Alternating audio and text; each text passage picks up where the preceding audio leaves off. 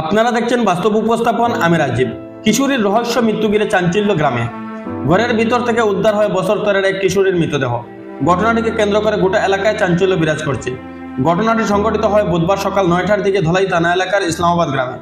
জানা যায় গ্রামের জনৈক ব্যক্তির বাড়িতে পূজা চলছিল। সেই সূত্রে গ্রামের সকলে পূজা বাড়িতে ছিলেন। মৃত কিশোরীর পিতা পেশায় অয়েল ট্যাঙ্কার চালক, গাড়ি নিয়ে গুয়াহাটিতে অবস্থান করছেন। মৃতার মা সকাল 8টার দিকে তার বছর তেরোর মেয়েকে ঘরে রেখে অন্যান্যদের সঙ্গে পূজা বাড়িতে চলে যান।